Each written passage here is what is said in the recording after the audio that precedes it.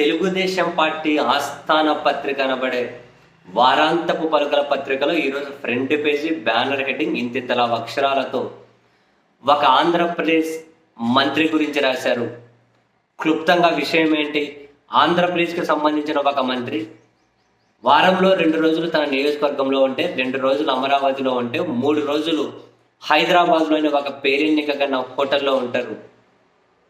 ఆయనతో పాటు ఆయనకు ఆల్ ఇన్ వన్గా వ్యవహరించే ఒక వ్యక్తి, మరో 2 సహాయకులు, 4 వస్తారు. 3 రూములు బుక్ చేస్తారు. 3 రూములు బుక్ చేస్తారట ఆ స్టార్ హోటల్లో, పేరెన్నిక కన్నా చాలా పెద్ద స్టార్ హోటల్లో బుక్ చేసే మంత్రి గారు శుక్రవారం వచ్చారనుకోండి, శనివారం మధ్యాహ్నం వరకు ఆంధ్రప్రదేశ్కి సంబంధించినటువంటి భూ సెటిల్మెంట్లు, అక్కడ సెటిల్మెంట్లు, తర్వాత ఈ మధ్య తెలంగాణకు సంబంధించిన వ్యవహారాల్లో కూడా వేలు పెడుతూ ఉన్నారట. శనివారం మధ్యాహ్నం వరకు మాత్రమే ఈ పనులట. తర్వాత మంత్రి గారు ఆ వ్యవహారాలట అవే రాశారు వాళ్ళు. గానా బజానా అంటే ఆడేం కచేరీ చేయరు కదా.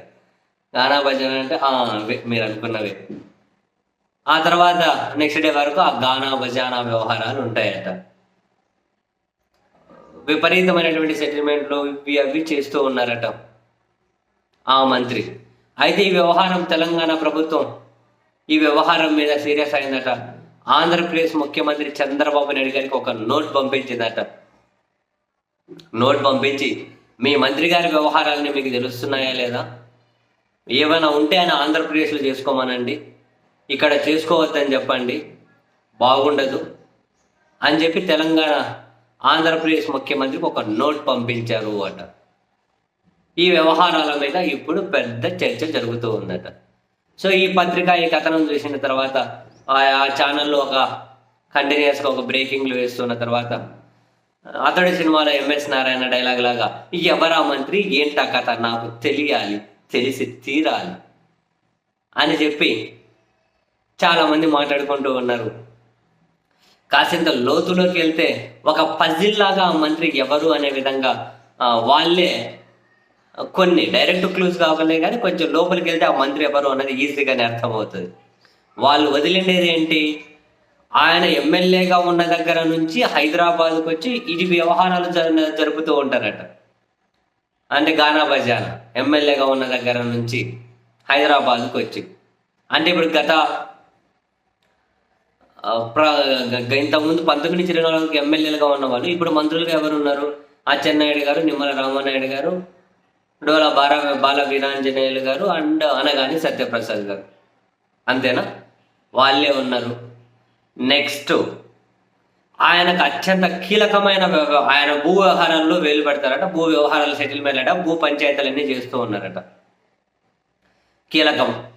అయితే ఆయనకు అత్యంత కీలకమైన మంత్రిత్వ శాఖ ఇస్తే అటు తెలంగాణతో పాటు, తెలంగాణ కూడా ఆశ్చర్యపోయిందట ఆంధ్రప్రదేశ్తో పాటు, అంత కీలకమైన మంత్రిత్వ శాఖ ఎందుకు ఇచ్చారు అని.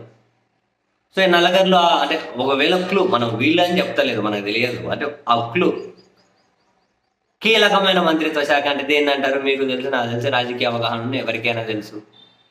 భూ వ్యవహారాలు దేనికి, ఎందులో చేస్తారు? కీలకమైన మంత్రిత్వ శాఖ. మా ఎమ్మెల్యేగా ఉన్న దగ్గర నుంచి ఇక్కడికి వస్తారంటే ఇప్పుడు సెటిల్మెంట్ చేస్తున్నారట. ఎవరా మంత్రి, ఏమా కథ, ఏమైనా కన్క్లూజన్ అంటే ఏమైనా క్లూ వస్తే మీ ఇష్టం. వీళ్ళు ఇంకో క్లూ కూడా ఇచ్చుకుంటూ వెళ్ళారు. డార్లింగ్ మంత్రి అంటూ అనుకుంటూ రాశారు. డార్లింగ్ మంత్రి అని. డార్లింగ్ అంటే టక్కని ఎవరు గుర్తొస్తారు? ప్రభాస్ గుర్తొస్తారు. ప్రభాస్ గుర్తొస్తే టక్కని ఇంకోటి ఏం గుర్తొస్తుంది? పెళ్లి కాలేదు అని. అంటే ఇప్పటికి మినిస్టర్ కూడా పెళ్లి కాలేదు అని వాళ్ళు క్లూ ఇవ్వదలుచుకున్నారు. సో కీలకమైన శాఖ, భూ పంచాయతీలు ఒక రేంజ్లో చేస్తూ ఉన్నారు. కీలకమైన శాఖ, భూ పంచాయతీలు చేస్తూ ఉన్నారు. పెళ్లి కాలేదు మంత్రి, గతంలో ఎమ్మెల్యేగా ఉన్నారు, ఇప్పుడు మంత్రి. సో క్లూ మాత్రం చాలా ఈజీగానే దొరికింది. ఆ మంత్రి ఎవరు అన్న విషయం, ఆ మంత్రి ఎవరు అన్న విషయం. సో మొత్తం మీద ఒక తెలుగుదేశం పార్టీ సొంత పత్రికగా భావించే పత్రికే బ్యానర్ హెడ్డింగ్ పెట్టి ఏకంగా తెలంగాణ ప్రభుత్వం కూడా ఈ విషయం మీద ఆంధ్రప్రదేశ్ ముఖ్యమంత్రి గారికి చెప్పేంత పోయింది అంటే ఇక మరి వ్యవహారాలు ఏ స్థాయిలో సాగుతూ ఉన్నాయో మనం అర్థం చేసుకోవచ్చేమో. అండ్ ఈ కథనం వెనక నిజాలేంటి, అబద్ధాలేంటి చర్చతో మనకు తెలియదు. బట్ వాళ్ళు రాసుకుంటూ వచ్చిన కథనం, ఆ కథనంలో వీళ్ళు ఇచ్చినటువంటి క్లూ చూస్తే ఆ మంత్రి సోన్స్ అని చెప్పి అయితే అర్థమవుతుంది.